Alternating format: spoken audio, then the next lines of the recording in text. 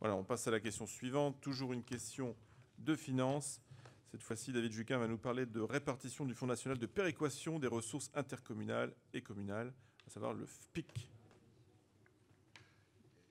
Donc, en 2012, la loi de finances a institué un mécanisme de péréquation horizontale pour le secteur communal. Donc, ce mécanisme de péréquation, appelé le FPIC, le Fonds national de péréquation aux ressources intercommunales et communales, consiste à prélever une partie des ressources de certaines intercommunalités et communes pour la reverser à des intercommunalités et communes moins favorisées. Au titre de l'année 2017, l'ensemble d'intercommunales Mont-Saint-Michel-Normandie, EPCI et communes est bénéficiaire de ce fonds à hauteur de 2 697 502 €. Il y a une petite variation sur le bloc communauté de communes par rapport à 2016. Il y a 5 550 € d'écart. Donc on est quasiment sur une enveloppe stable.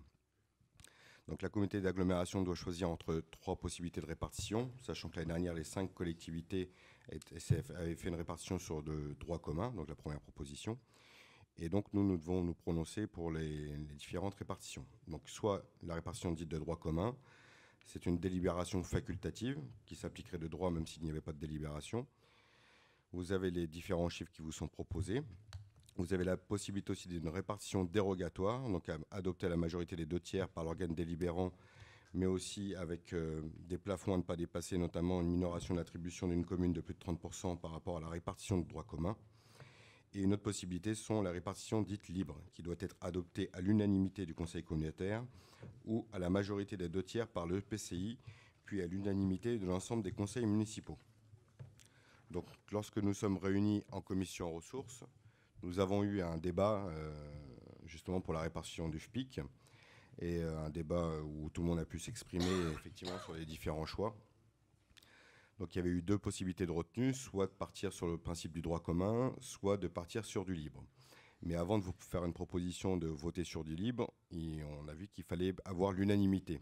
Donc au sein de la commission ressources, on a procédé à un vote pour savoir si déjà au niveau de la commission ressources, on avait une unanimité. Et la commission ressources, nous avions 11 personnes qui étaient pour et 4 contre.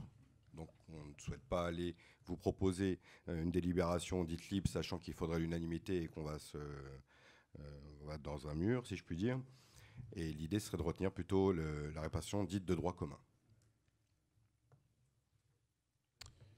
Merci David. Alors, Gilbert Daniel pose une question intéressante. Les niveaux de répartition commune, c'est ce que vous avez reçu dans vos communes, logiquement. Vous avez eu des notifications qui ont été faites. Et vous vouliez savoir quoi exactement? Commune par commune? Non?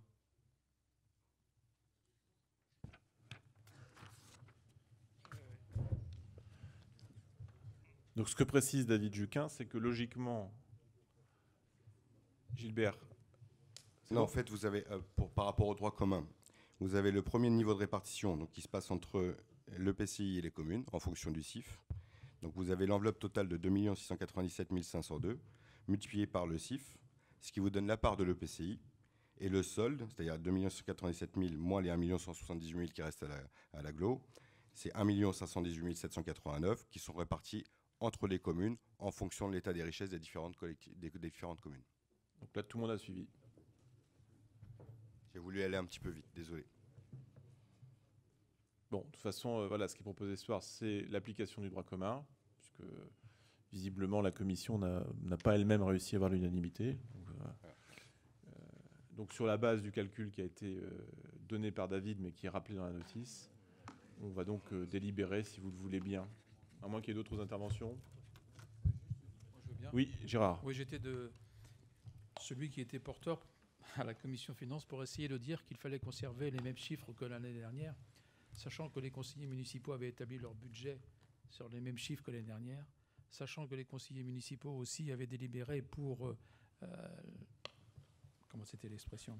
La neutralité fiscale, donc les mêmes chiffres que l'an dernier. Ces 2 éléments-là faisaient qu'on pouvait espérer qu'on puisse garder les mêmes chiffres, mais pour ça, il faut que ça passe au sein de tous les conseils municipaux, ou sinon l'unanimité ce soir.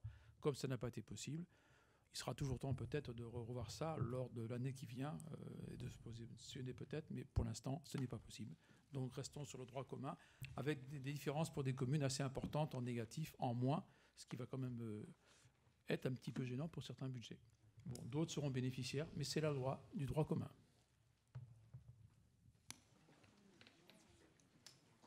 Bien. Je vous propose de passer au vote.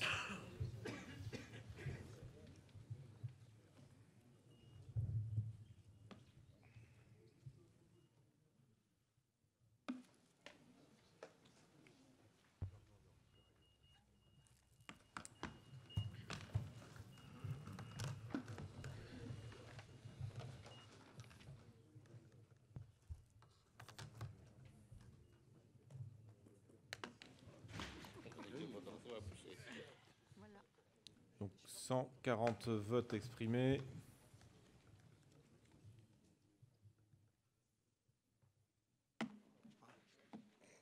Avec 120 votes favorables pour la répartition du FPIC selon le droit commun, 7 votes contre et 13 abstentions. Je vous remercie. Question adoptée donc à la majorité.